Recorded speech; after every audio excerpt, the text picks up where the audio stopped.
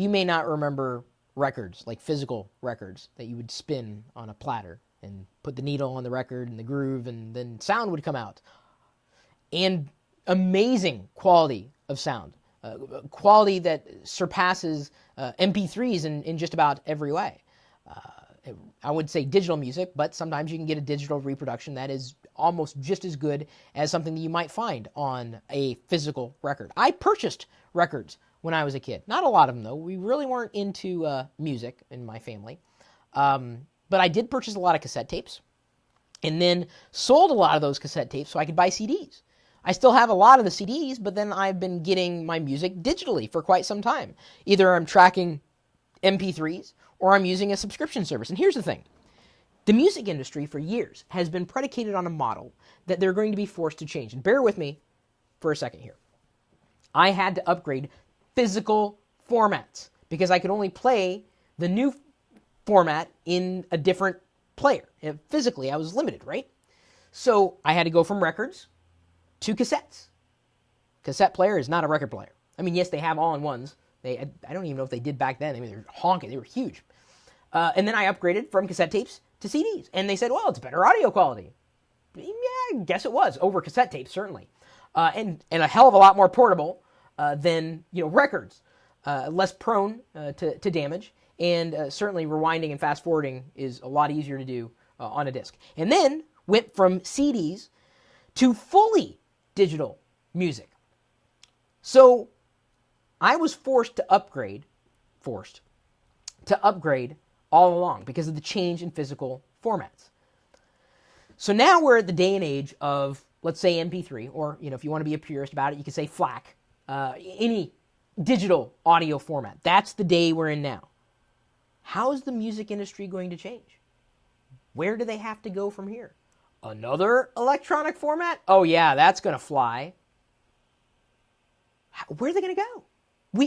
They've run out of room. There's nowhere. What are they going to do? They're in big trouble. Do I have the answer?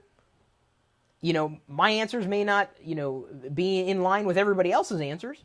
I've been a huge fan of subscription services. That's the way I choose to digest content and music. I'm happy to pay for the media. But the idea of repaying for digital media is asinine. No one's going to do that. We kind of got away with it for a while, where you'd buy one DRM format that was restricted in this way, and then you bought another DRM format that was restricted another way, and then another one that was unlocked. But that was still a kludge. I don't know where they're going to go from here. I really don't. You can't force an upgrade when we're talking about something that is purely digital. I mean, you can't argue that, well, the quality of the version of this song is far better than the quality that we had released before. Not really.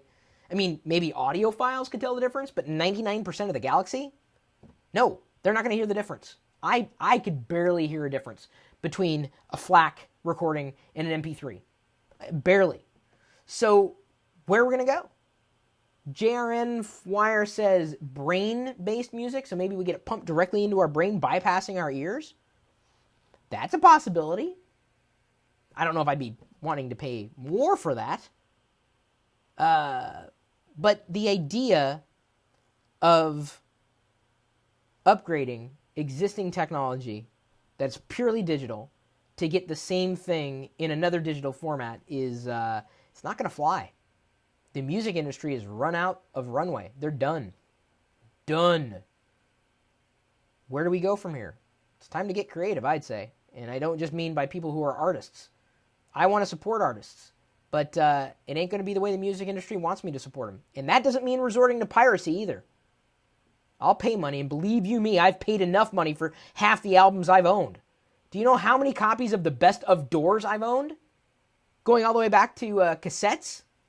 Insane. We will see. We will see.